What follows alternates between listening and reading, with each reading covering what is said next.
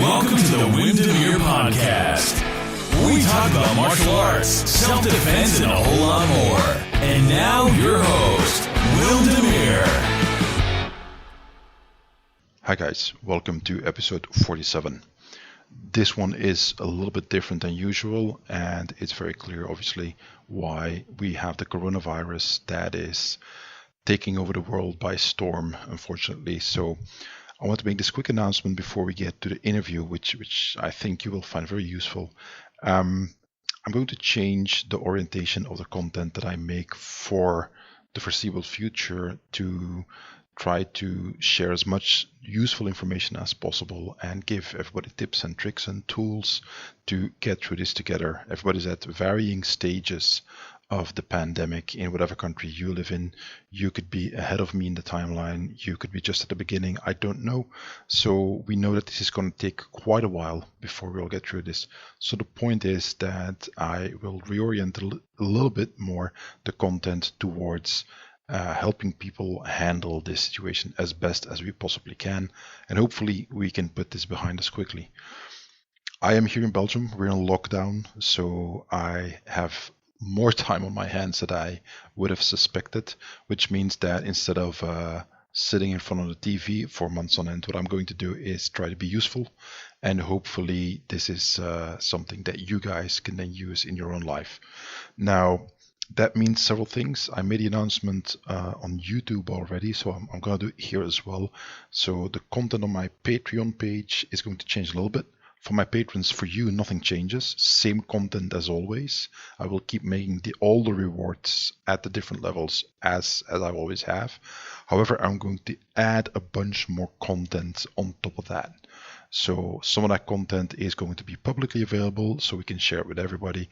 And the rest of the coronavirus content is going to be at the lowest reward tier there is, which is $3 a month. So that's the lowest tier that I have right now, so that we can keep it affordable and we can spread that to, again, as many patrons as possible. So that's the plan. What kind of content will you guys get? Well, it's going to range from anything to do with staying in good health, good physical shape, why that matters during times of crisis, going over towards more complex issues. You have kids, okay, how do you talk to your kids about that? I have kids, so I have some experience there as well, ranging to how to make sure that you stay safe at home or when you have to go outside to get groceries or go to the pharmacy, and a bunch of other topics and things that I think we can all use to stay safe on the one hand and obviously make it through to the other side of this crisis, because there will be an end to it. It's just a matter of time. So we just have to make sure that everybody stays safe and that we can get there. So that's the point of what I'll be doing in the coming weeks and months, and we'll see for how long that is necessary.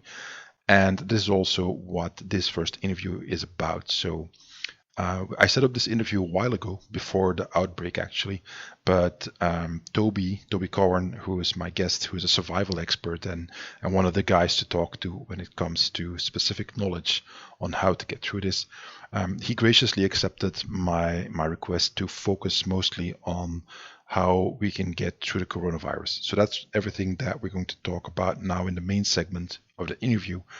And Toby's going to give you guys a lot of actionable information that you should use right now. So for many people, you still have some time to act decisively, and that's going to make a big difference in the long run. So I'd very much recommend you give this one a listen to, take notes if you have to, and then please, oh please, take action. I'm not going to say before it's too late. It's never too late. There's always hope.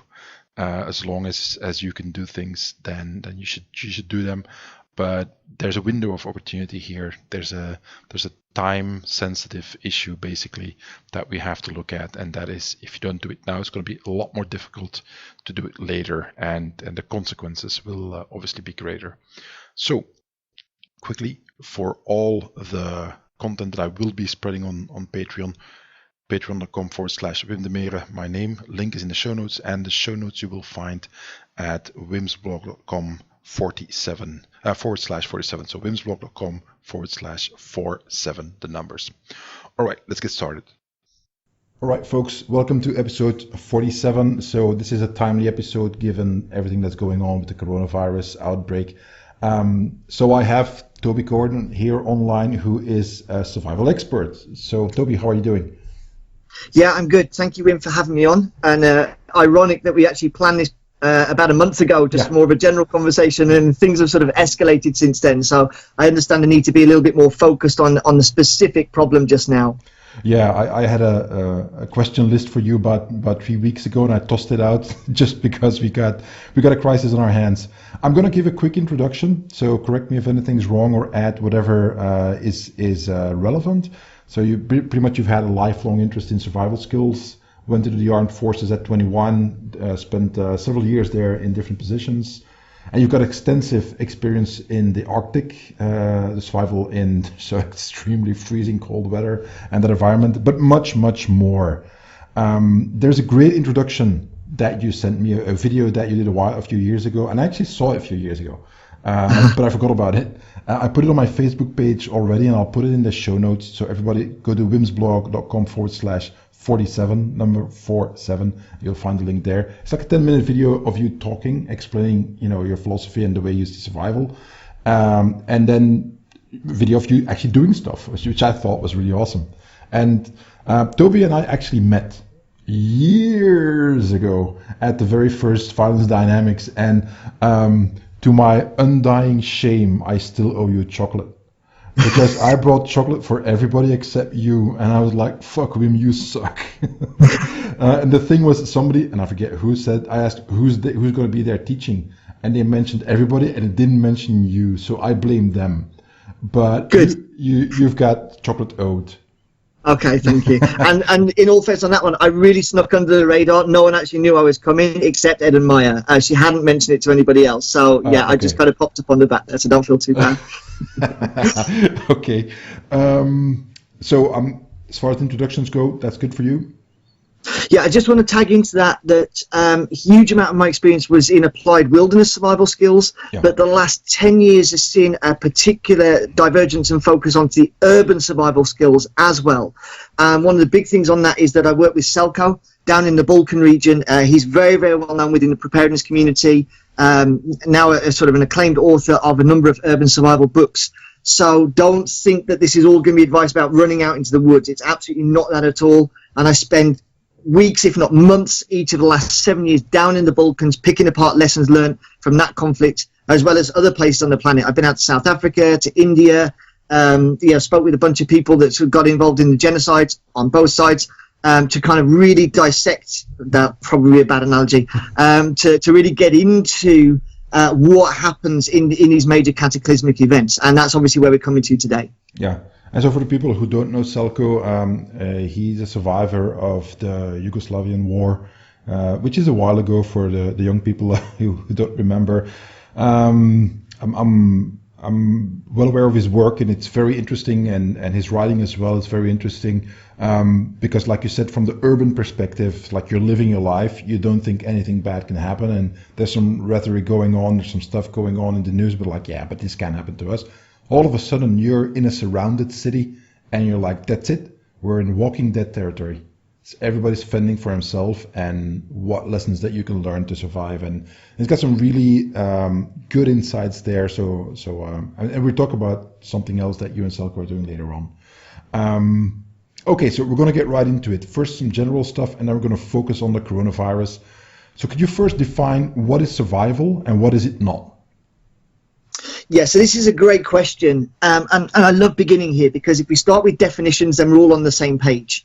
And I think what's happened with survival in general terms is it got corrupted by the kind of bushcraft community. So people put sort of survival and bushcraft next to each other, and whereas bushcraft is great, anything that promotes people getting out into the woods I'm a fan of, but there's a big difference in training to sit in a deck chair, eating a bacon sandwich, carving a spoon around a fire with your tent behind you, than an applied wilderness survival course where I'm basically making sure that you lose all of your equipment, probably get a low-level injury or a simulated injury, and then just have to like eke out your existence off the landscape that you're on, whether you're familiar with it or not.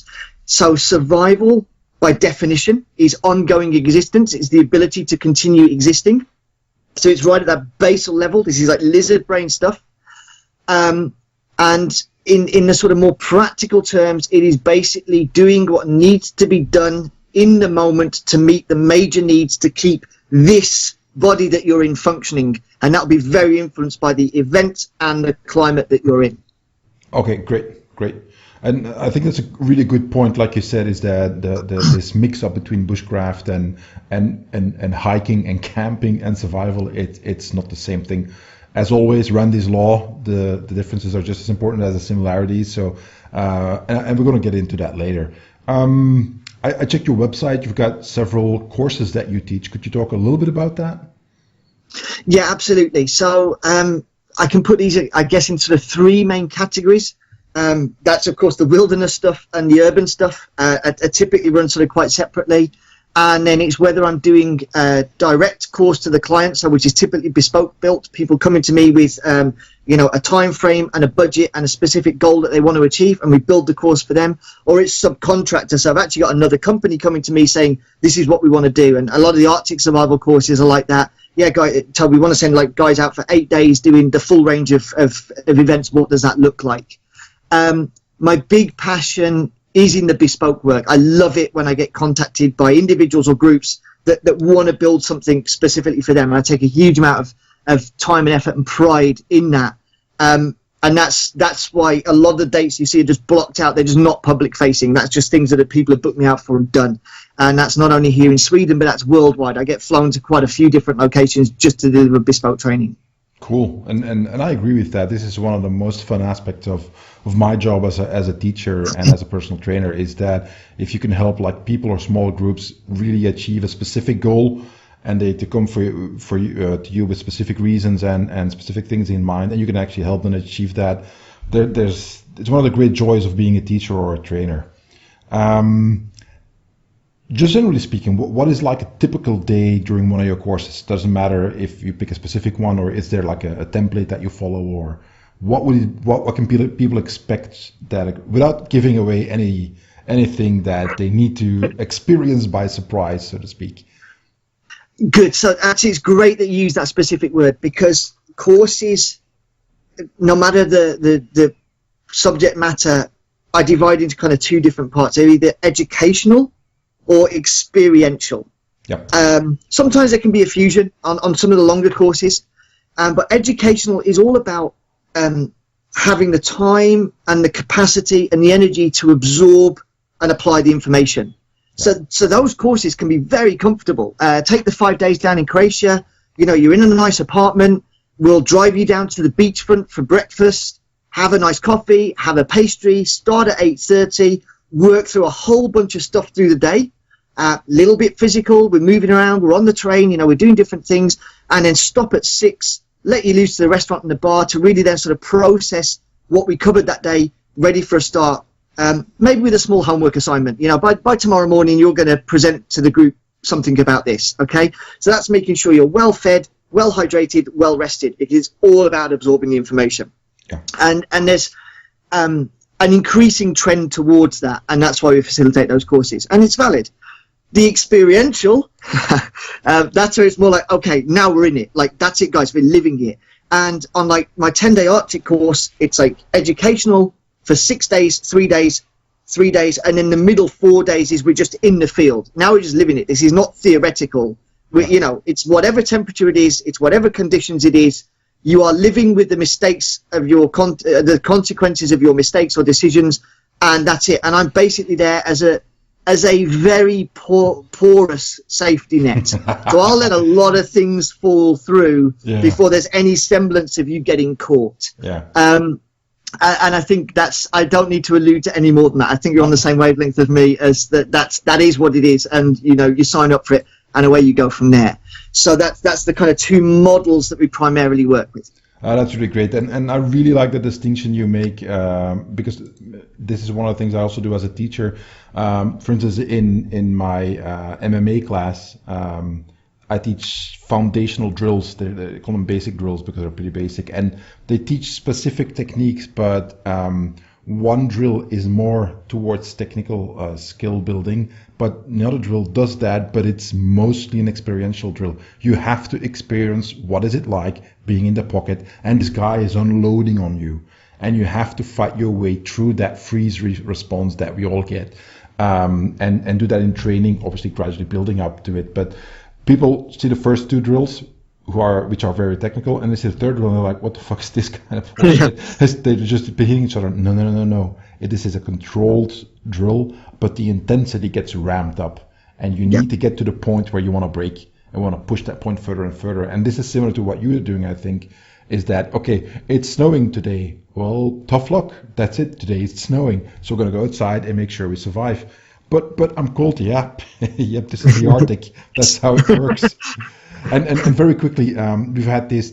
I've seen several of those TV shows nowadays where they take like regular people or trained people to SEAL training or whatever, and it's kind of like a reality show where they want to have one guy, or a bunch of people survive until the end. We had one here in Belgium, which is basically the Belgian Special Forces took up a bunch of people, I think about 15 people, and they did like a week-long training course, maybe it was a little bit longer.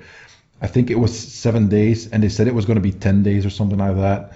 And these people suffered because they had no understanding of military training, military mindset, and not understanding like what you're doing here. The purpose is not what you think it is. The purpose is something very, very different. It's about teamwork. It's about thinking outside of the box. It's about thinking when you're just sleep deprived, controlling yourself, not being egotistical and all. I mean, you've been in the military too, so you know what it's like. And that's just the experience. There's the technical stuff, but you have to experience what it's like. Anyway, enough ranting. Anything else you want to add to the previous before we get to the outbreak? No, I'd just like to reinforce the one point, guys, anything that promotes people getting outdoors and get engaged with with the natural environment or the urban environment in terms of situational awareness and upskilling, I'm just a fan of. So like you, I can really sort of wail on those TV shows and rage about individual characters and personalities, but if it promotes people getting interested and getting into doing it, then that's what it's all about. It's like get out there and get those skills down, and then start to find the best teachers of the best subject you can and engage with those. Yeah. All right. So let's get into the thick of things. There's a coronavirus outbreak. It's a pandemic. It's an official pandemic. A lot of people like to use that word when it doesn't apply, but that means that it's global. It's spreading. The virus is wreaking havoc. Could you just quickly give your general thoughts or anything you want to say first before we get into the specifics? Yeah, so first of all, caveat, of course, I'm not a virologist, scientist, Ebola hunter extraordinaire, anything like that. So, in terms of sort of viral specifics, I'm aware of R0 numbers and things like that. I'm not going to go into those details. What I can say is, having read the amount of after-action reports I've read for sort of however many case studies on however many disasters, there's certain definable themes that happen in and around urban events. I don't want to say it doesn't matter what it is, but there's a very similar outcome from a tsunami to a hurricane to a forest fires, and things like that. The big difference when we're talking pandemic is that localized aspect has now gone.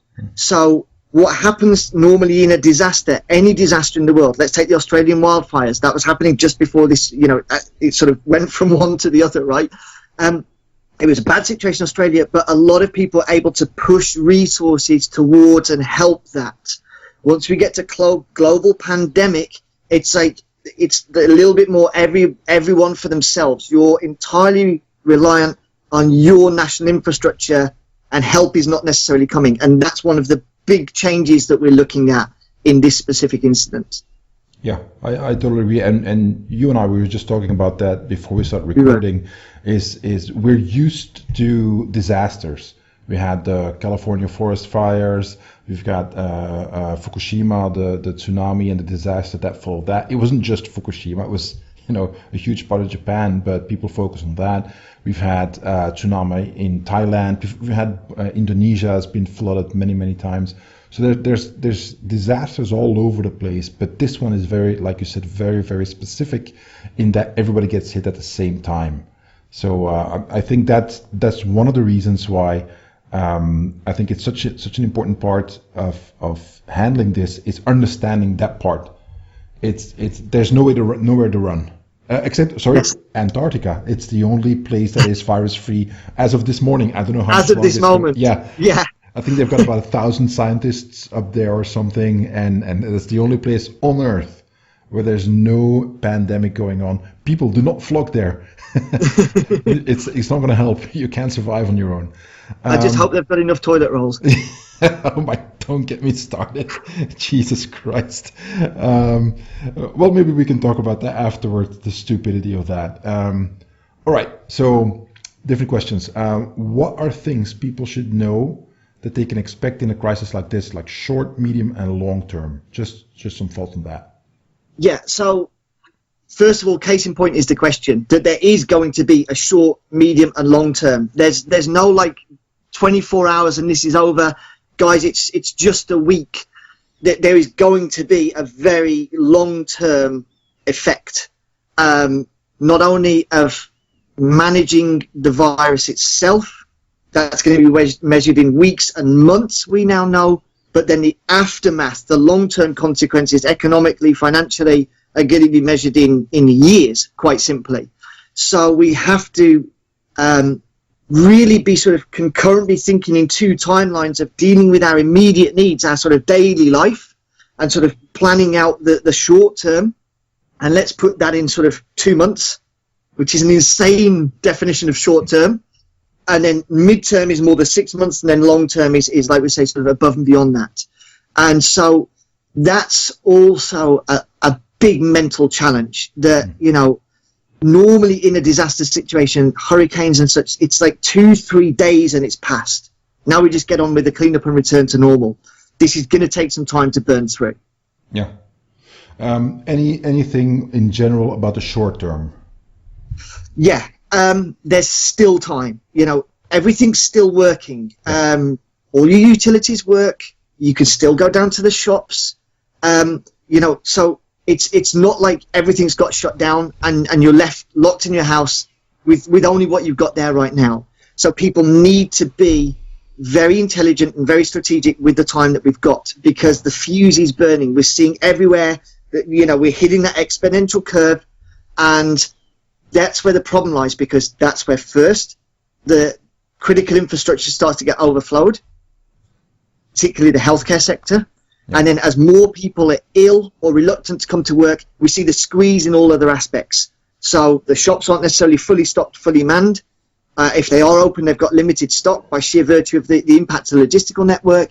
You know, the utility companies are still working, but they're understaffed, undermanned. So if there are localized problems, it's going to take longer to get to all this, that, and the other. So we need to sort of factor in you at sort of individual or family level. You're going to be on your own for a little while in terms of looking after yourselves, but you've got time to take care of that.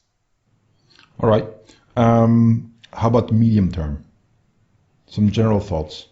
General thoughts. That's where we're going to start transitioning more into the economical side of things. You know, already there's been mass layoffs. Like the airline industry has just like nuked like 90% of its staff. So now we're into sustainability. Hopefully, you know, people have got a little bit of money in the bank, or you know, they can just get to discount goods and just get the supplies in that they need to fulfill their basic needs.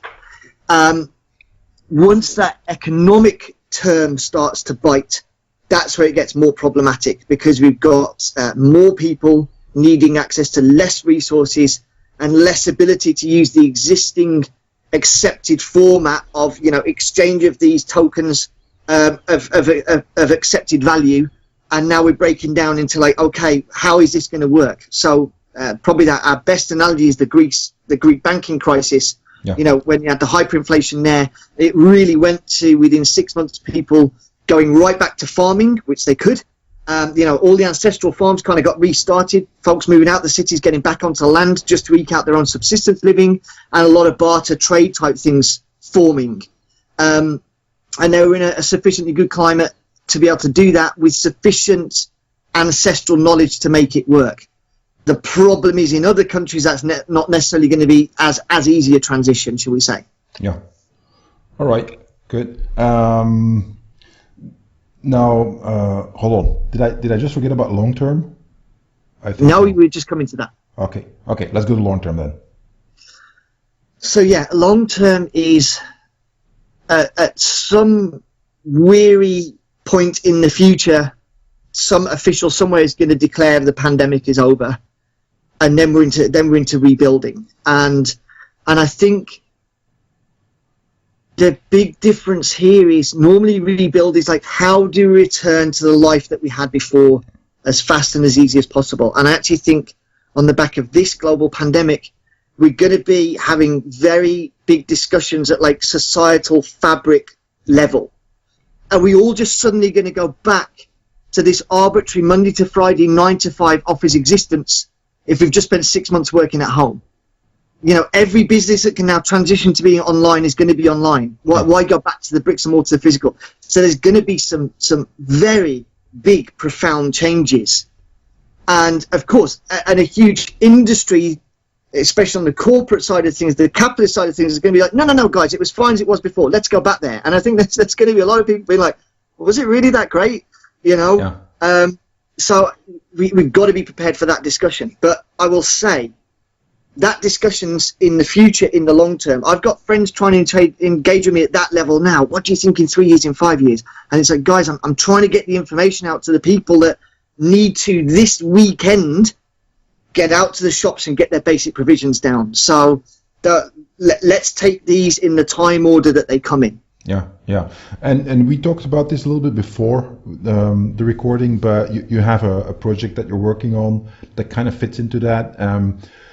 And I'll introduce that a little bit differently. One of the things that I believe is that, like you, is that there's going to be a huge change when it comes to the global interconnected economy. I mean, you won't be able to fully separate it, obviously, but a lot of people are discovering, like, hey, we are entirely dependent on China for this, and this, which is actually critical to us.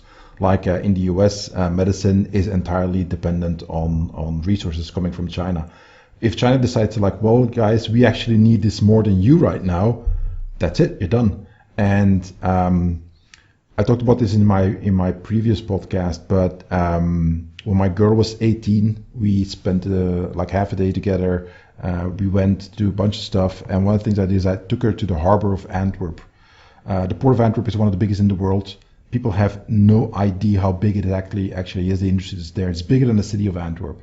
And there are tens of thousands of people working there. It's huge. Now, anything happens there, Western Europe grinds to a halt. Nobody understands. But that's what it's like. And I said, look, we've been driving for about 10, 15 minutes now, and you've seen nothing but industry that makes everything work that you see around you when you're at home or with friends or on a trip or whatever. And we haven't even scratched the surface of how much there is. So whatever you think about the way the world works, you want to change it, you're going to have to find a solution for this first. So, and right now we're seeing that an integral component of that, the integrated economy, is actually making us extremely vulnerable to something like a global pandemic. So I think there's going to be a lot of changes. The great game will be played differently because China knows that it's in trouble. Because it needs all the resources, and industries will start pulling out eventually in the long term because nobody wants to be vulnerable at that point. Governments will realize, of course, that, okay, we narrowly survived this one. The peasants will want to chop off our heads if we go through this again. So I think there's going to be a very different future in a few years' time, and a part of that, I think, is very critically people understanding, like, hey, this is a dangerous planet we live on. In fact, it's a dangerous universe. This is pretty much the only planet we know where we can survive. And over here, that planet, I thought the stat was in about 90% of the surface on Earth. If you get dropped there buck naked with nothing, you're dead in 24 hours. People are going to start to realize that, you know what? The latest iPhone may not be the most critical thing in my life, but maybe I need to understand how this planet works. And then just learn to survive and enjoy nature, and a much more a much bigger respect for nature and just fundamental skills of living on this planet that we call Earth. Now, over to you. What's your new project? Yeah, and it's it's a great thought process you've got there, and I think that was an incredible gift you gave to your daughter, taking her on that half-day trip.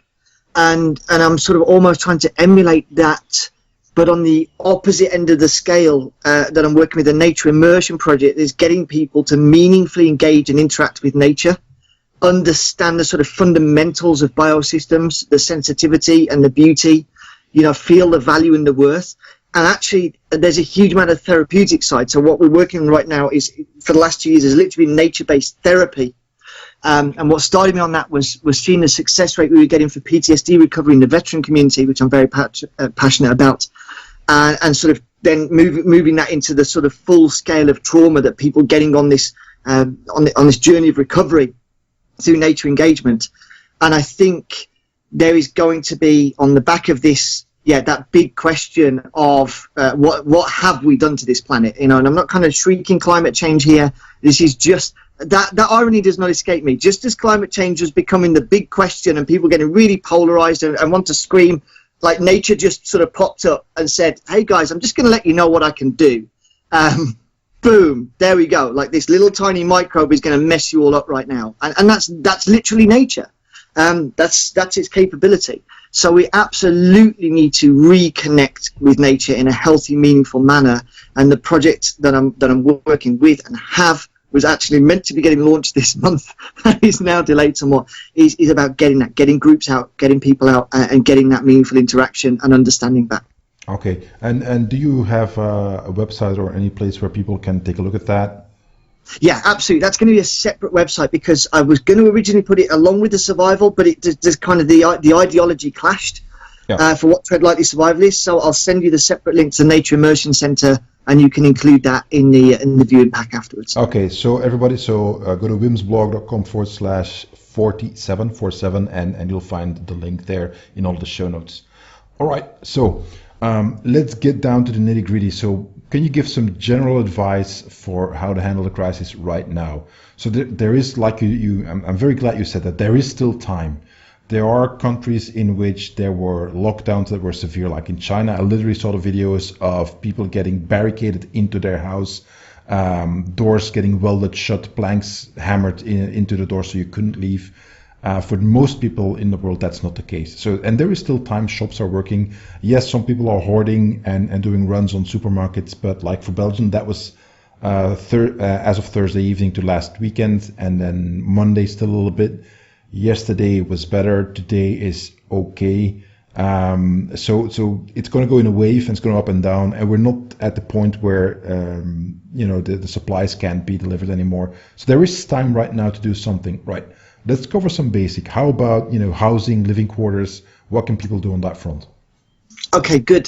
So getting into the detail, normally when we're teaching sort of urban preparedness, urban survival, whatever the case may be, we're teaching this sort of the overview in the general terms, because we say you can't ever order the priorities until you've got a context or an actual event to work in.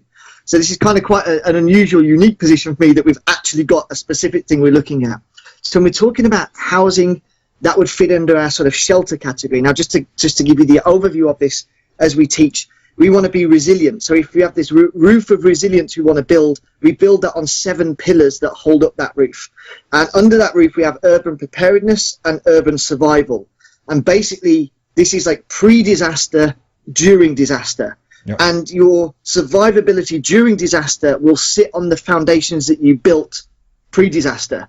And we would ideally want to spend weeks, if not months, in the preparedness phase. And there's been a very significant part of communities that have done that for years now, and have been sort of mocked and ridiculed and vilified, and then understood and more mainstream accepted. And now all of a sudden it's like, Toby, how do I do what you've done in 20 years this weekend? And that's a tough one.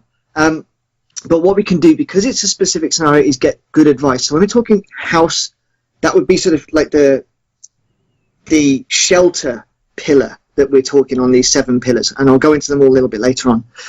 And what we're looking at with shelter in general terms is protection from the environment. So if we're thinking about like the wilderness skills, that would be, if it's raining, I want to build a shelter that sets off the rain. If it's cold, I want to be able to get that insulation value.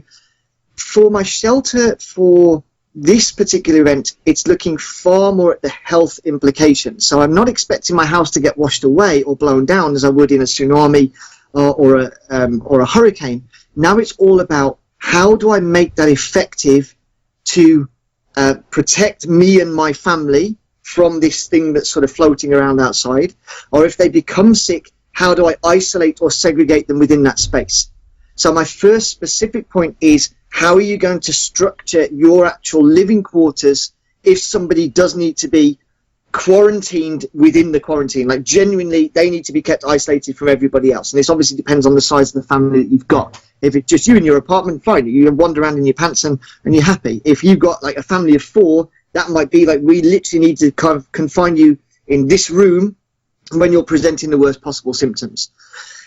We're also looking outside of that at the transitions in and out of your property. If you're now undertaking aggressive hygiene routines, so you're literally kind of wearing protective gear outside, you of course don't want to wear that into the house. So at what point have you got like a little airlock that you could set up in your hallway, or do you have like a garage? Like, at what point do you decontaminate to protect bringing any viral complications into your house, right?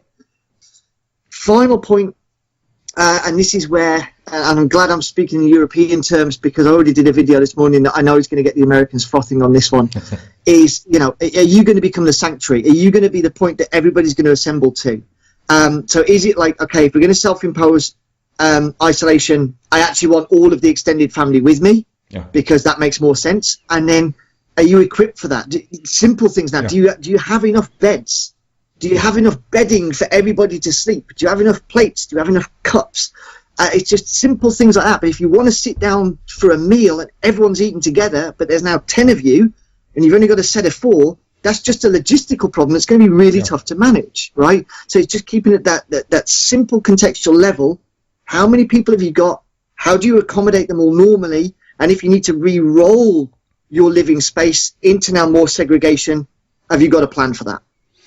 Yeah, and this one actually hits really close to home for me, because that was the quick recap. So I've been tracking the coronavirus for a while now. At first, I didn't think it was going to be that bad. I mean, I read the initial WHO. I saw the press conference where they said, well, it's not a big deal. China said that it's not transmissible via humans. That was a long time ago. I was like, okay. And then in January, one of my students who actually travels to China, I asked, hey, you're not infected, right? He says, no, it's fine. And we started talking about it, and he worked for a huge company there. And a little bit later he says, yeah, we're shutting down our plants there. He says, this is actually serious. So I started taking it a lot more serious. And a bit over a month ago, I was like, okay, we're screwed. This is going to happen. So I started preparing for this, getting our supplies in order, setting everything up. Like you said, this prepper community has been vilified and ridiculed over the years, and I see some of them kind of laughing now, which is understandable but not very helpful.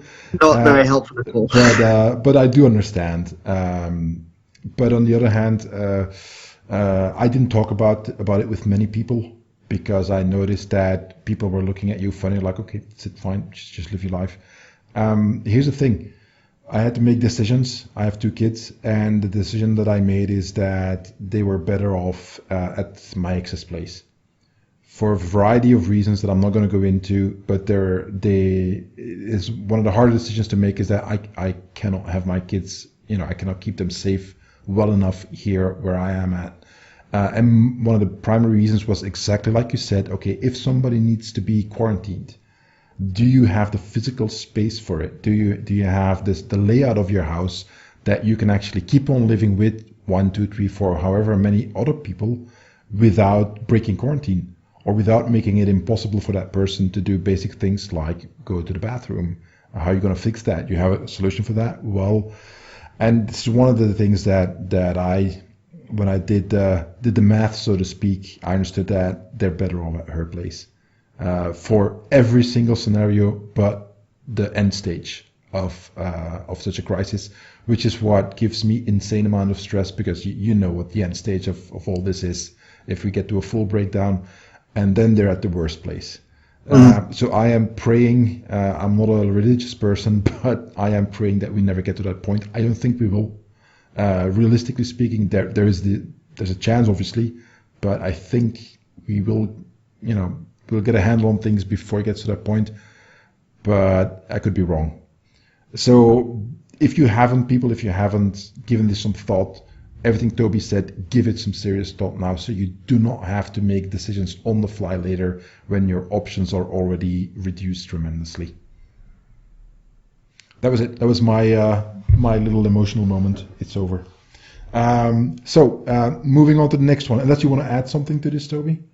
No, I think that was really succinct, Wim. I think it was a great summary, and I think, this week for a lot of people, this is suddenly going to become very real. This has been a headline they've chatted about over coffee. That's now going to be like serious conversations long into the night is going to start happening. Yeah. Yeah. Okay, let's move on to the next topic then. So right now, what can people do regarding staying healthy? And I wouldn't go into. I mean, everybody should know by now. Wash your hands. Don't touch your face. I mean, all the basics. Just put on any news right now, and you will hear what you can do to avoid spreading the virus. But just generally speaking, we're in the middle of a crisis. Okay, how do we stay healthy? So I think I immediately want to divide this into two parts, two separate categories, and one helps the other, but they are separate. That we need to be talking about physical health and mental health. Yeah. And I think you can have a bunch of people kind of gym ratting it and being physically healthy and just really not helping themselves out mentally. I think the profound vulnerability here is the older classification, because they're everyone's now saying to protect that generation they need to self-impose quarantine, and I think that's going to be psychologically incredibly tough, and we all have a responsibility to help in that process. My mom's 66 years old, my stepfather's 68 years old. We're not visiting them with the brand new baby, with the grandkid, but we call them, we're Skyping them every day, and just having them on like the phone camera when we're just around, just so they can feel connected. Yeah. This isn't like the duty 10-minute phone call on a Sunday to your parents type thing. We've got to aggressively intervene to maintain that connection. So I think we've got the mental health aspect and the physical health aspect. Now, again, for the vast majority of places, it's looking at self-imposed management. So you can still go out. This isn't quarantine that you're locked down. And there's a big difference between being able to get out to a green space, walk the dog, go for a bike ride. Okay, I know in Italy they've even stopped doing that now, but it's like you've still got the ability to sort of at least get some fresh air. And again, the time now to get some basic equipment into the home or something like that. You definitely don't want to spend 2 months sat on your Amazon account doing nothing else. Yeah. So the physical health will have a contribution to the mental health, but we must address the mental health as a separate entity to make sure we're giving it due attention. Just one point on this, just to go into the slightly longer term phase, as the system gets squeezed, and when we don't have routine access to the normal infrastructure, you are your own everything. You're your own school, you're your own pharmacy, you're your own hospital, you're your own fire department. And so things like prescription medications, if you haven't already done so, talk to your medical professionals now to see what can be done in terms of fulfilling prescriptions, getting additional prescriptions, or alternatives to those prescriptions. Like, get that done as a priority. If you have a known health issue, get that squared away. Yeah, I think that's a key. I have allergies. Weeks ago I got allergy medicine for about almost a year.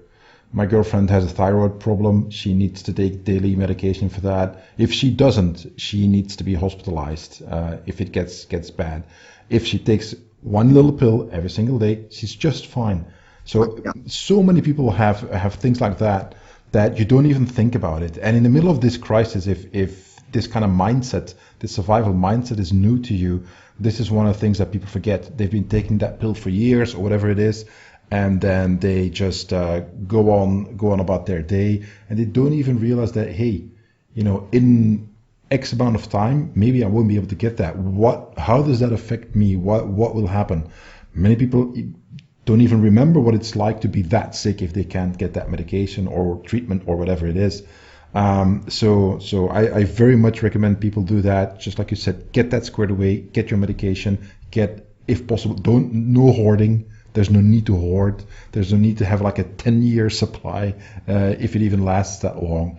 But I mean, you need to, let's look at it differently. I'll ask you the question. I know my answer, but what would you say is like, okay, how bad is it going to get for X amount of time? What would be like, okay, you need to get medications for at least X amount of time.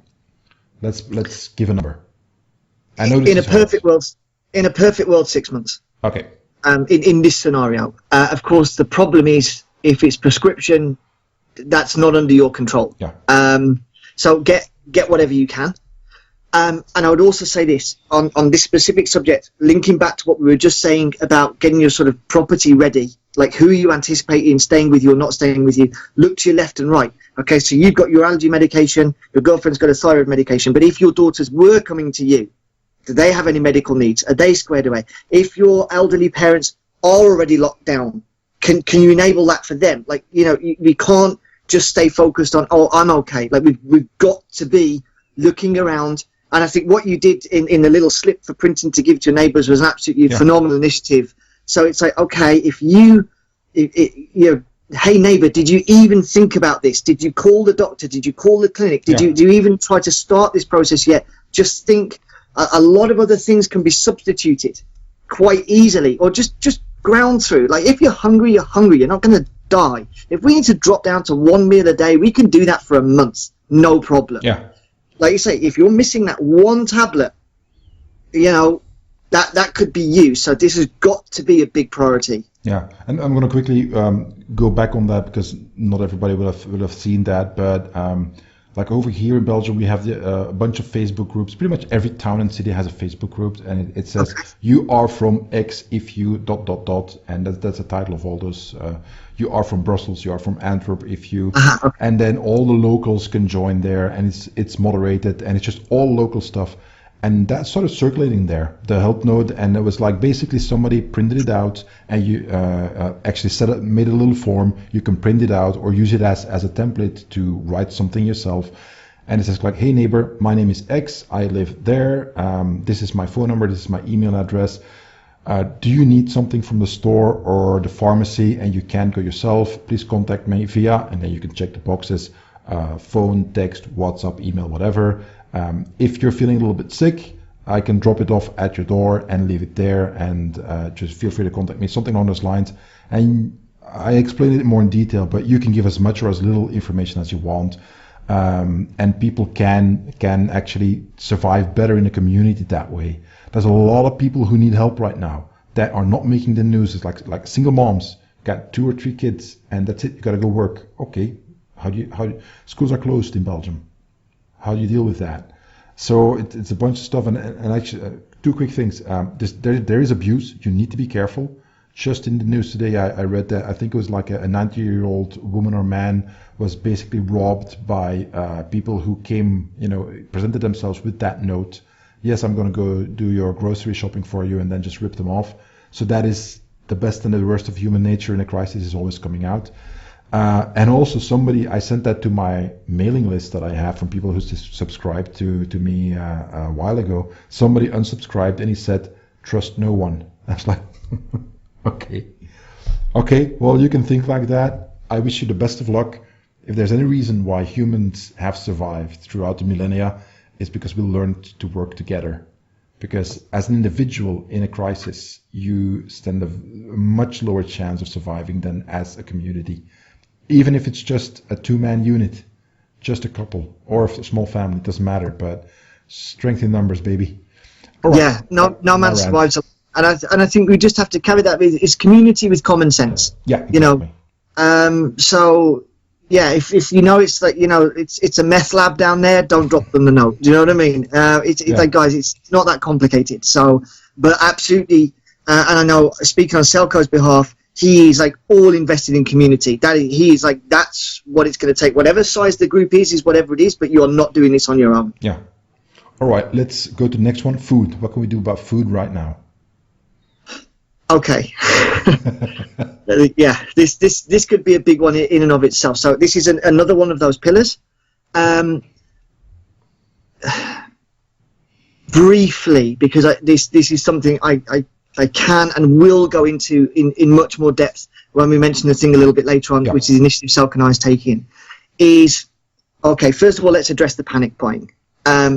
Very known phenomena. Okay, that the herd mentality and the panicked herd mentality is just known, and so toilet rolls is weird, but it's a thing. It's that, like, I'm seeing this item become rare.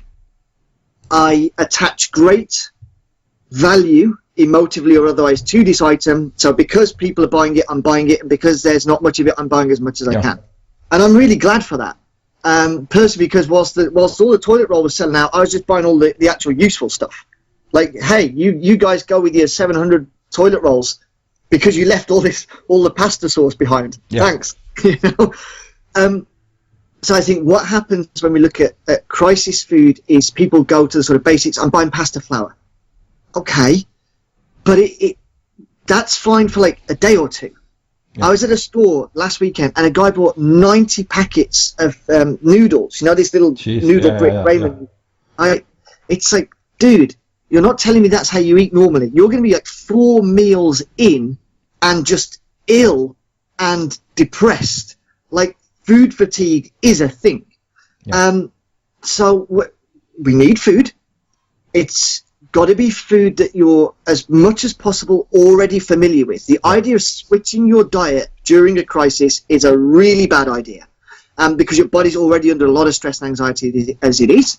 And of course, the younger members of the family, the more you're going to have to tailor that. You know, my daughter, I think for a year and a half, ate tomato ketchup. Just ate tomato ketchup, actually, or whatever she had to have like half a bottle of tomato ketchup on it. So could I get her to eat a military ration? Probably at that time, so long as there was ketchup on it. Do you know what I mean? Yeah. So we know the sort of nuance in a diet now, whether it's actual dietary requirements because of health issues or preference. We've got to factor that in. And we're now talking a longer term scenario. This isn't about getting through a weekend where you can kind of cobble bits together. You've got to have a much clearer disciplined nutritional strategy here. But also ideally with stuff that doesn't need specialist storage, so no refrigeration, no freezing. It's shelf-stable, as we refer to it, and it either requires little or no preparation.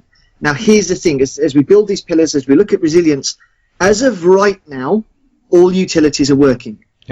Is it reasonably foreseeable there can be some interruptions to those utilities as more and more people become sick?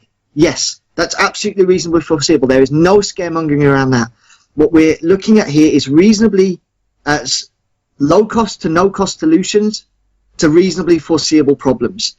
So we can't just have 200 steaks in the freezer on the base I'm grilling one of those bad boys every day. It's like, what if the electricity is interrupted or off for some time, or we get rolling brownouts or rolling blackouts, or a notice, guys, for this 3 days, whilst the hospitals are at peak capacity, all the energy is going there and you're just going to have to deal with it.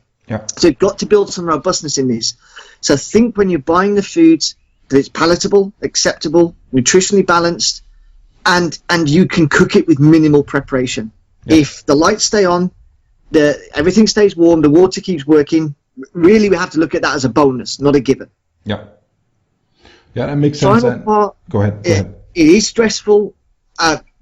Take the snacks. Like, the diet can go on hold for a month. Okay, if you need to have the chocolate bars and the crisps and the things like that as a bit of a coping mechanism, good. We're back to mental health. But don't go buy 400 bags of crisps and one potato. You know, there's got to be a balance in there as well. So just keep that in there. We did very much the same thing when I was first started talking to my girlfriend about it, and she's been with me for a long time, so she understands how I think, and she's become a part of my world for years now. So I said, look, okay, we're gonna have to take this seriously. Let's start, stocking up and making sure we have everything we need. And one of the main things that I tried to guide her with is because she was like, I wouldn't not panic, but just like, okay, this is stressful. Okay, what do I need? And I want to buy a bunch of stuff. So hold on. Let's start by buying what we normally eat anyway. Let's start with that. Yes, so great. We stick with things we know. We stick with things that you know how to cook. And if the best possible scenario happens, this is a month of a lot of stress, and then it's over, that would be awesome. I don't think it's going to happen, but then you're not stuck with like a gazillion pounds of food that you hate and normally wouldn't eat, but it's a way to survive on. No, don't do that. So let's start with get a lot of the stuff that we would normally use, and then bit by bit branch out for that. And what we did is we set things up so that we have everything readily available. You can very clearly see how much stock there is of what. And this is a system that I like. It's not the only one, obviously. It's not necessarily the best one, but for the way we think it makes sense. We set it up mainly by expiration date. So this is going to last X amount of weeks. This is X amount of months. This is this year, next year, and up to 2 years. And then we can pick and choose. And when we see that things are getting difficult to buy, or you can't buy anymore, right? We're like, okay, I'm going to have to be careful. We don't start with the stuff that lasts the longest, but we'll see what needs to go first and adapt accordingly. So it's just in a lot of respects, I think it's spend some time just thinking this through. Just use some common sense. I know this is a commodity that's becoming very scarce in Western society, but just with some common sense. Don't panic, don't freak out, but just prepare according to just like the guidelines you just laid out, and then try to set everything up so that you're basically good to go. That was it. All right. Anything else on food? Yeah, I mean, a ton more, but that, we could spend 5 hours on that alone. So I think in terms of just getting the punchy points over, because what we need is to garner people to action. Like we're giving them what they need for the right now, and we can talk about the rest, in the coming days. Okay. How about safety?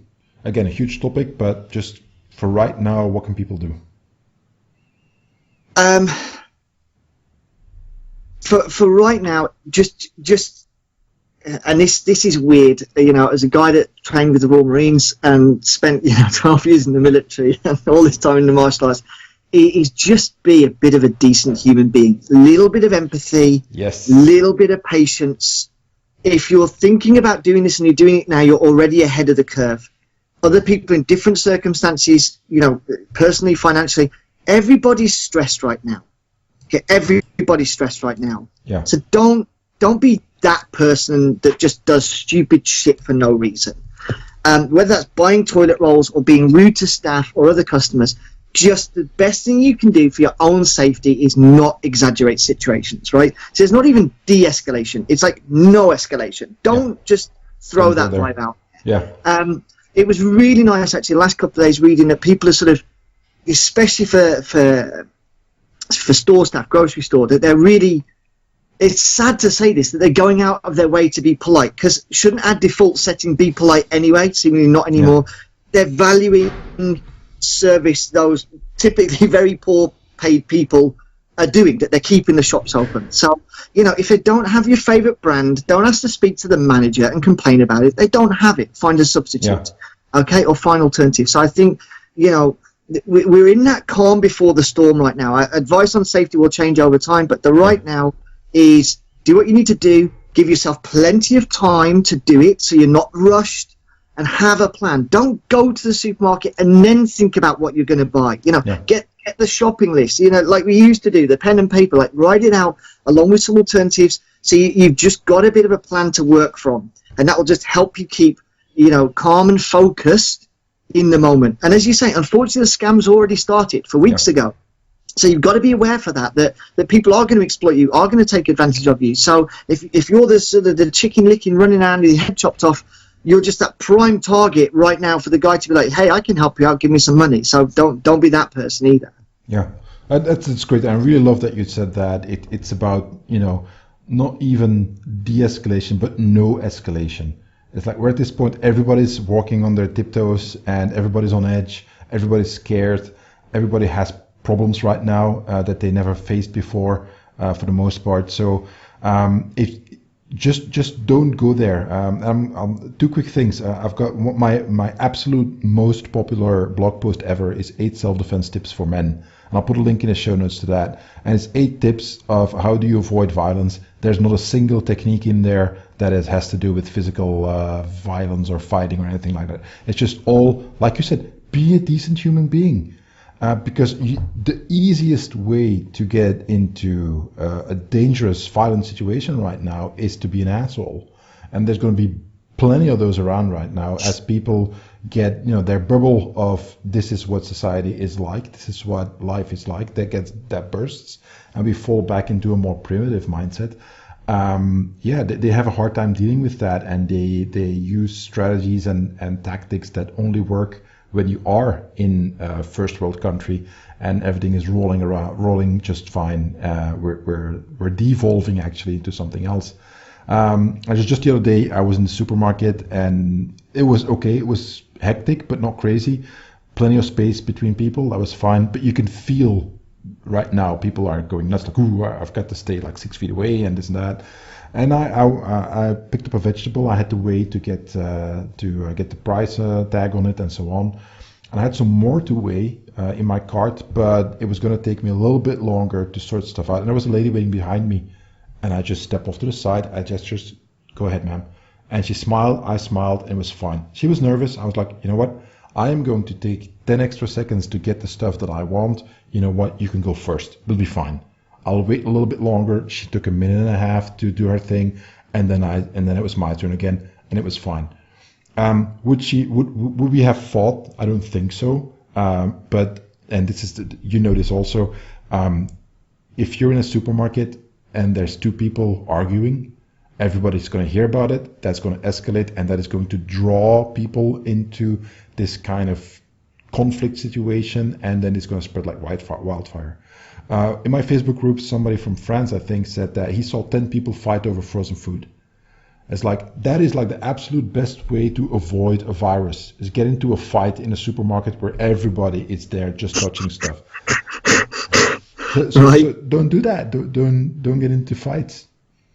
And I think if I can just jump in there, at this time, we've got to be aware, even more so normal, of like what I call the compounding stresses.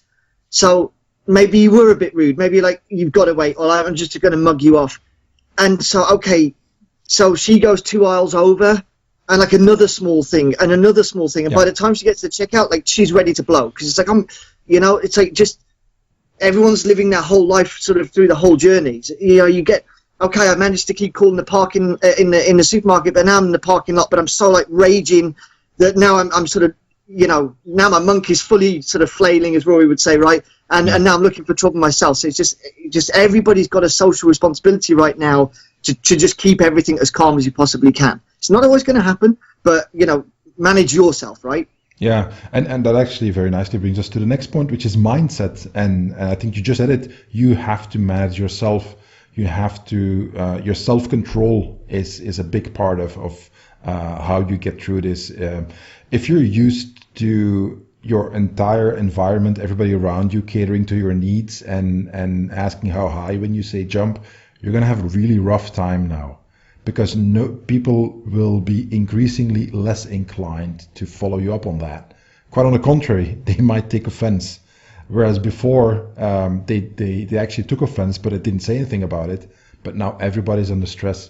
And one of the ways that I describe stress is that it's like there's a pot on the stove, and it's boiling. The lid is on there, but it's moving. It's jumping up and down. Put the fire high enough, it's going to come off. Everything's going to boil over. Well, everybody's pot just got put on a high fire. Everything's starting to boil over. So you have to monitor yourself and actively control your own mind and emotions and reactions, because if you don't, somebody will violently do it for you eventually, because everybody's on edge. So mindset, what can we do right now? Okay, so the biggest thing I'm going to say here is there is no way you can actively move forward, take steps to improve your situation until you fully acknowledge the situation we're in. And I think there's still a whole bunch of people wandering around talking about this like it's in another country. Okay? So the first thing you need to do is you yourself individually is ensure in your mind you understand right now is a global pandemic, And right now, whatever country I'm in is being affected to a greater or lesser degree. Yeah. And if it's a lesser degree, that is going to severely, exponentially change over the coming days. And we are measuring like in less than a week. Yeah. You know, just think, how did you feel last week to how differently do you feel now? So just think, how different is next week going to feel to this week? So we are in a very time-sensitive situation. There is still time. But if you're just going to be like, but it's fine, like the Selco sort of, it's not going to happen here. It's going to, like, it's going to hit this town and city, but it's not going to come here. No, it is. It's there already. I'll be honest with you. So you've got to get in that mindset. Then I need to accept and acknowledge, and then I can proactively take steps to move on. So let's call that mindset one. Here's the hard part, and this is what I spent almost all of my day yesterday dealing with in personal phone calls and students and like-minded professionals, is then you've got to get other people on board with you. If you've got a significant other or a spouse or a sibling or a family unit, they need to come on board. Yeah. Now, there's a balance there of, if they're just not, leave it right there. Go out and do what you need to do. Don't spend 6 hours arguing with your wife if that means you're not at the supermarket buying the things that you need. Yeah. All right? But that's a conversation that needs to happen in whatever form it needs to take to get the people around you, especially the people living with you, sort of on board. Yeah. But that, we all know our spouses and our siblings and our families. So back to the empathy thing, you will need to manage yourself to hit them at a level you can get them on board. Yeah. Right? And I think that's actually the tough one. Once you've acknowledged and accepted, great. But there's going to be people around you that are just still head like way in the sand and not coming up anytime soon. Yeah. Can I just tell one story on that? Yeah, please do. Okay, I'm here with my wife, her sister, and my brother-in-law, and now my mother-in-law are living in the US. And so the last 3 weeks, every night that they're talking on the phone, I'm hearing the same conversation. But sister, you need to go to the store. You really need to buy these things. You need to understand. You need. Nothing. It's fine. And these people, like, it's like when the last drop of milk runs out, they go and buy one small carton. Like when they empty this can, they go buy one more, right? And, 2 weeks ago, my wife went to bed, took the baby, and was like, okay. And I'm very fortunate and privileged to be a member of any number of sort of private survival prepper groups, this, that, and the other, contact with students all over the world. So I literally just sounded the emergency bell for one specific group in the US, and I was like, guys, I have got this budget. I need to order and buy as much food as I can within that to send it to this address. And within 2 hours, it was like stuff was just getting shipped. Amazon, Sam's Club, this, that, and the other. And for the next 3 days, they were just getting supplied. Yeah. And they were like, oh, what's all this? Why is all this stuff turning up? We don't need it. We don't want it. And I was like, listen, just keep it. Just put it on one side. As of this week, it is now like every phone call is like, oh my God, am I glad that we've got this. Here's the thing, guys. Point this story. If someone's not on board but they're vulnerable, you might just have to take a hand to that. You might have to take the hit. I always ask them, how much money did you spend? It's irrelevant. It's your family. It's my family. Yeah. So whatever was spent was spent. We can have that conversation next year, right? But for right now, because I saw the stubbornness or the resistance and we had the money, it was like, then I'm just going to solve that problem. And I hope they thank me afterwards. I hope they're still there to thank me afterwards. And no doubt they will. Yeah. Sorry. No. That's a perfect example. And just a few quick things about that. So last Thursday, our government imposed certain measures. And one of the things they did is that, okay, so on Friday at midnight, all the pubs, all the restaurants will close indefinitely. So what did people do? The reason of saying it out loud Thursday evening and giving like 24 extra hours, so to speak, for everybody was so that everybody could get ready, that the pubs, the restaurants could take whatever measures that they needed to set up their business so that they could stay closed for a long time and so on. What did those people do? Bunch of pubs and bars and restaurants invited all their clients. They had lockdown parties. They had coronavirus parties. And I mean, I still see the images burned into my mind of people just partying, hugging, drinking, kissing, and so on.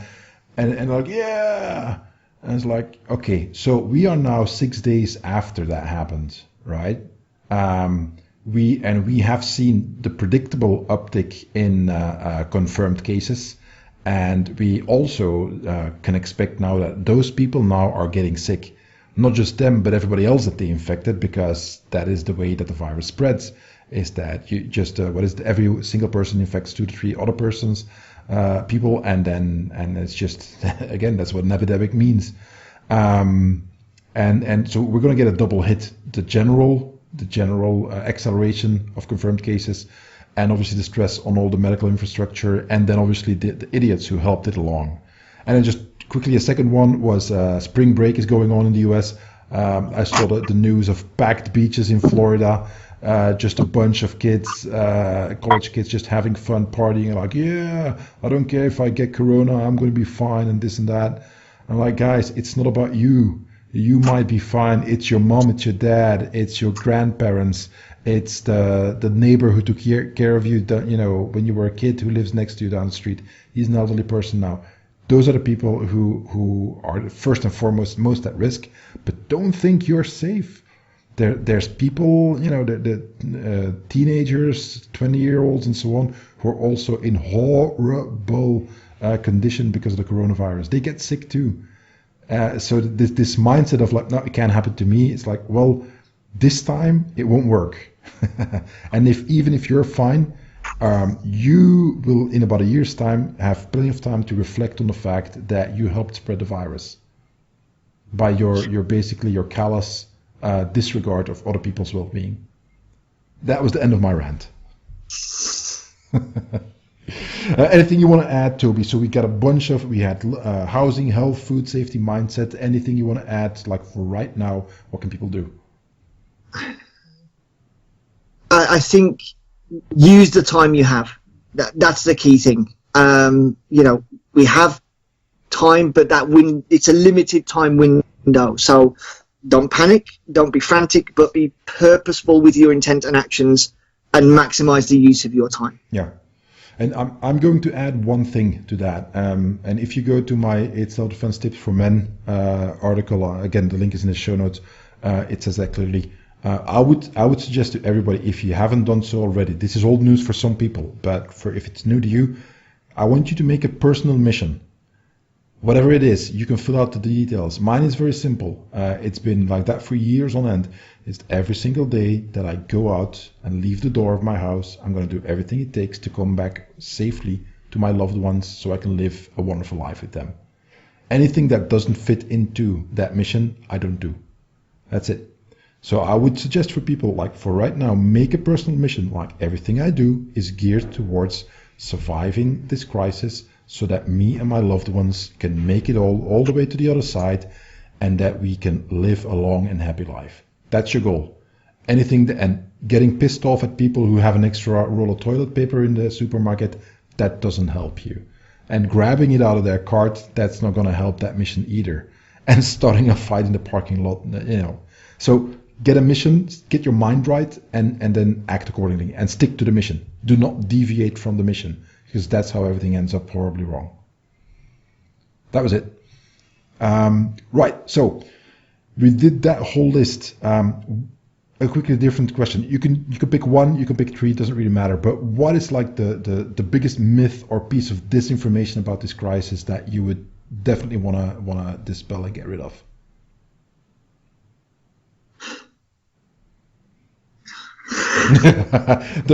So not 55,000, but just like one or two is fine. when I read this question, it was a bit like, oh, okay, how do I sort of simmer this down?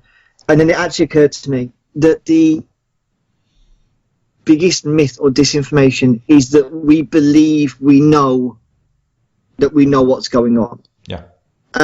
New evidence is coming out all the time. Science has just got its hands on this. Yeah. Most of the data sets out of China were questionable.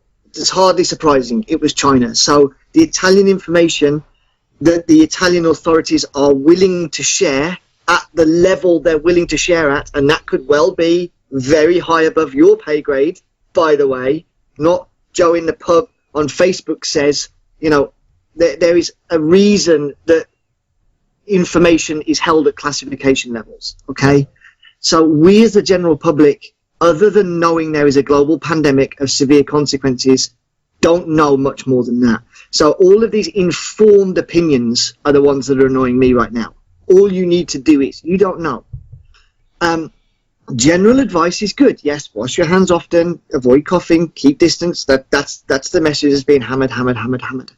Above and beyond that, we don't know. And it's a dynamic situation. This virus is one mutation away from being horrible. It's one mutation away from just fizzling out. Yeah. It's one mutation away from just wiping out the planet. Are we going to know when that happens? No. Like the front end scientists, maybe. And then is that at a time they can catch it? Who knows? And if they can't, are they going to tell us? No. Right? So people please stop being so pious with your opinion when we simply do not have any, let alone all the facts. Yeah. Because I think that's just adding to the anxiety, quite simply. Yeah, I totally agree with that. And it's one of the things...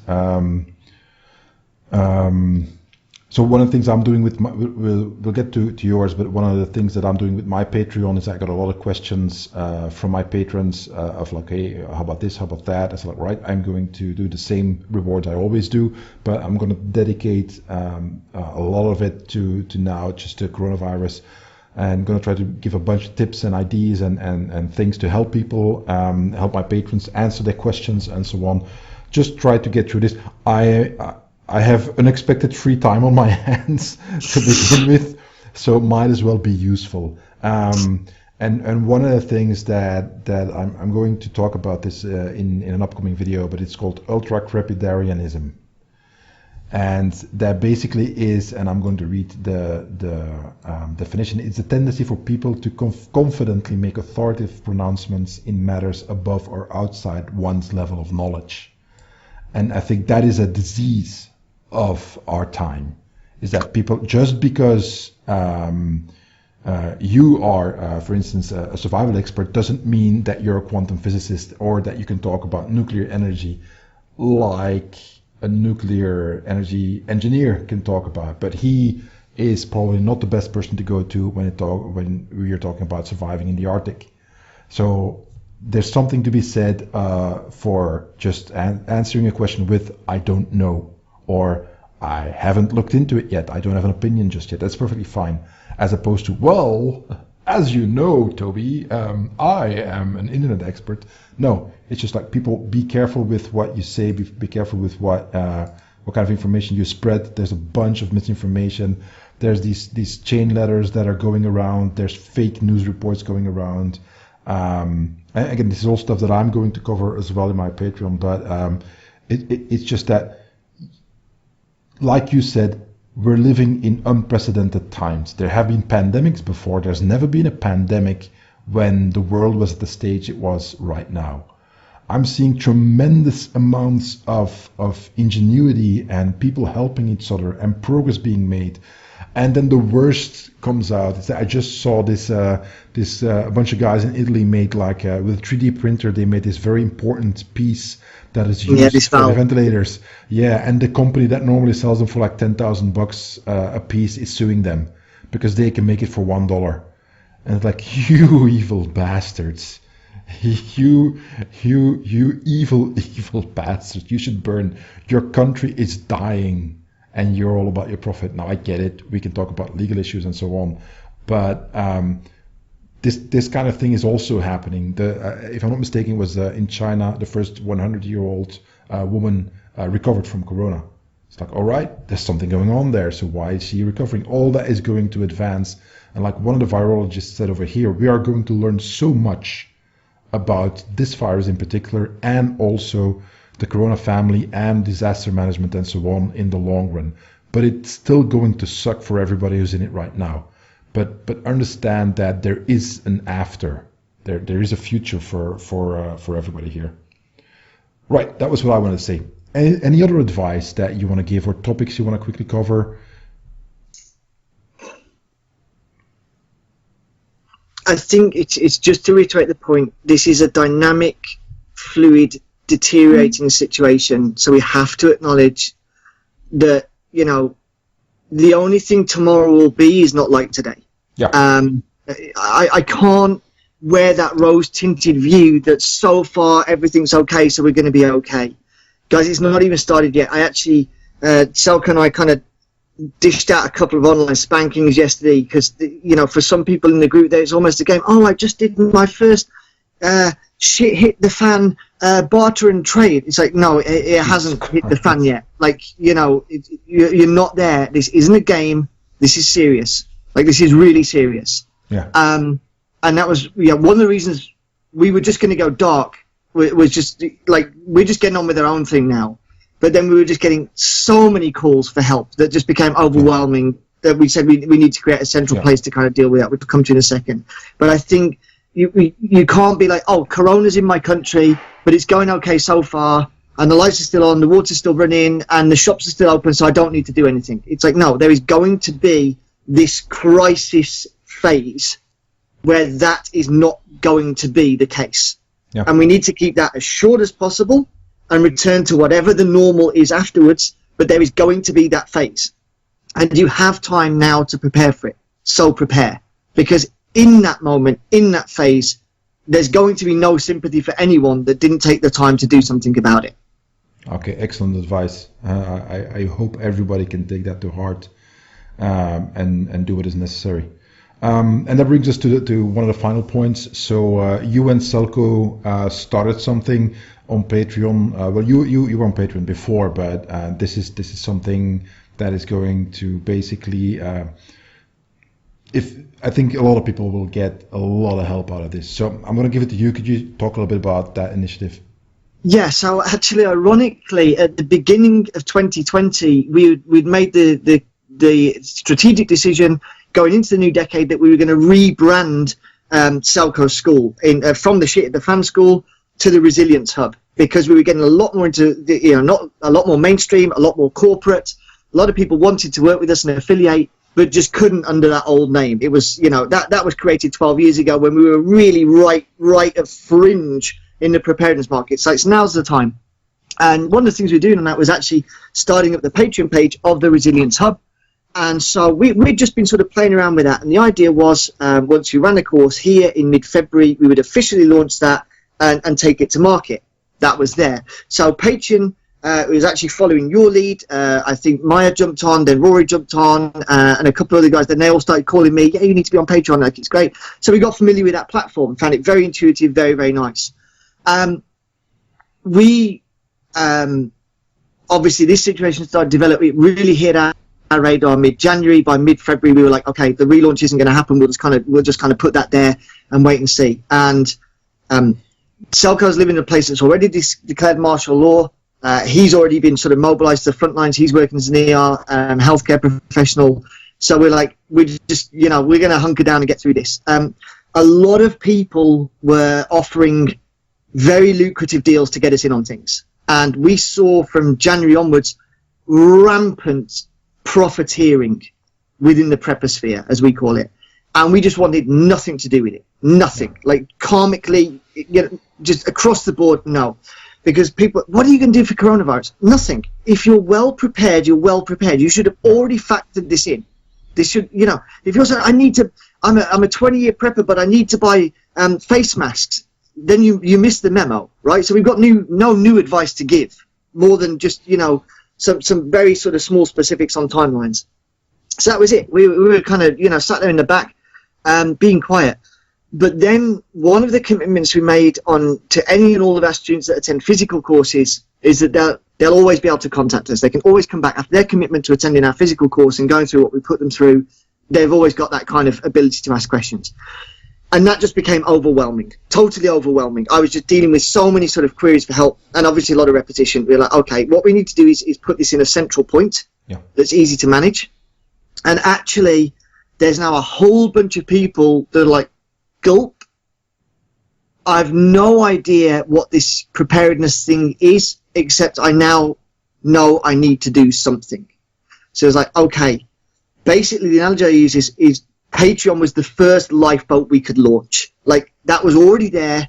We knew how to use it. it's easy to just put the information, because it's like a 5-minute video. When I get in from walking the dogs, before I get the baby, before I have to do my this, I haven't got hours to polish, post, and edit, and think about data capture and time for launch and impact. Like, it's just throwing it out. So that's what we've been doing for the last 3 days, is just putting it out there of like, here's some thoughts. Now, what we agreed was we needed to front load this with the basics. We cannot assume anyone landing there has been doing this for a long time. So, you might send this to a friend that's like, what's this preparedness thing, Wim? So they've got the first thing they need to see is the basics. And that's what we've been doing. The basics will be done, if not by tonight, by tomorrow morning. And then we get into the more refined assessments. The time-sensitive stuff, this study's just come out. We now know this thing. This is happening in this place. Guys, what's your experience here? And we just kind of build up that information flow. Of course, no tolerance for any nonsense. Anyone that wants to come in here to kind of cause get into the comments and come up with idiocy is just going to get thrown out. It's just that simple. So this is about just getting 60 years of information condensed down to a bunch of 3-minute videos that mean you can go, I understand what I need to do now, and then go and do it. And by the time you get back, have the next video to be like, what am I doing now, right? That's the short-term vision. What it becomes after that, I don't know. But like I say, this right now is just a lifeboat in the water. That it's like, guys, just get there and we'll give you what we can. Yeah. And I've got the link in the show notes. It's a little bit hard to say out loud, but it's really garbled, right? So we'll just spread the link out on social media. Click on it. Everybody go to wimsworld.com/4747, and the link is going to be right there. I very much recommend everybody check it out. And what I really love that what you guys did, and I'm doing the same thing. It's $1 a month. That's it. That's the investment. And I saw your video and I very much agree with it. And that's one of the same reasons. All my coronavirus content is going to be at the lowest reward tier that I have, which is $3 a month. And I'm going to put a bunch of stuff there. I'm going to take a slightly different tack than what you do. Mine is going to be more about news and updates, what's going on. Try to get a great suggestion from one of my patrons, news on the ground. I've got a bunch of people who are patrons from all over the world. Okay, what's going on in your country? What's going on there? Great. Some basic stuff like, okay, how do you stay in shape as much as possible? What can you do exercise-wise at home? From how to talk to your kids about this. What if you have small kids? What if you have teenagers? Not the same thing. Just practical advice like, okay, how do I do this? There's going to be a bunch of free stuff, but it's not going to be what you do. You're doing something very, very, very specific, which I think everybody needs to get into. If like you said, you cannot assume that people have been doing this for years. Right. Okay. You want to start somewhere? Go to Toby and Selko's Patreon. Get started. Take action right now. So don't come in 2 months' time like, oh, I should have done this. Now is not the time to think like that. It's $1 a month. You're going to be fine. You should have $1 to spare. And next month, another one. That should be possible, right? So again, the link is going to be in the show notes. I very much recommend you're there. I just checked your Patreon just before we start recording. There's a bunch of videos on there, so you guys are definitely doing the work and putting everything in there for people, and you get access right away. So that's it. Yeah, and I just want to make the point. I mentioned the kind of roof resilience and the 7 pillars, and that's what we're starting with. It's like half of them are in there right now. I think I'm up to pillar number 4. Once I'm done on this call with you, I'm going to go get the video capture for the next. So hopefully by tonight, like all of that foundation is there. So there's the complete thing. So people can make their plan, make their lists, make their decisions, have the conversations, and get going. Yeah, and I'm going to try to get this episode out tonight, so that as quickly as possible we can get this information out there. Amazing. All right, we've been going for an hour and 20 minutes, which is awesome. I think we covered a lot of ground. Where can people reach you, Toby? What is the best way to reach you? Or so I think right now it's through the Patreon page, because that's the central communication point. Because everything else is on hold. Outside of that, if they're looking courses for the future, if you know you're going to need a break to Sweden for a week when all this is over. Then you can find my website at treadlightlysurvival.com, and there's the email link on that. And again, on Facebook, Tread Lightly Survival's there. So use any and all of those kind of contact points. like I say, unfortunately, because you're probably the same, I've got like 7 different phone apps, 5 different email addresses, 2 different, like, I'm just ignoring them all at the moment just to get the Patreon stuff loaded up, because that's the most time critical thing to use this time window we've got. So urgency through Patreon. If you make it out the other side, when you make it out the other side, then you'll find my contact details and we'll go from there. All right. So Toby and I are going to keep going for the bonus episodes on my Patreon in a minute now. But first, Toby, a huge thanks for you just sharing your expertise and your knowledge with everybody.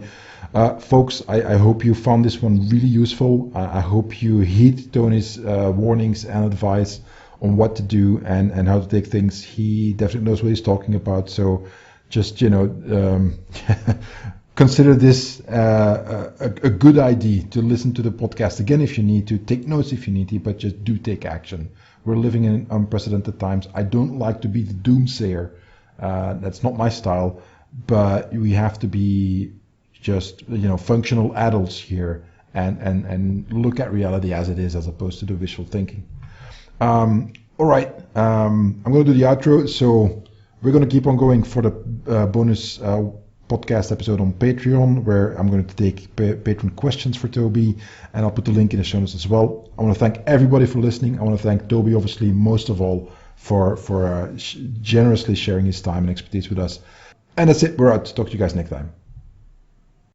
Thanks for listening to the Demeere podcast. For more information, go to www.wimsblog.com.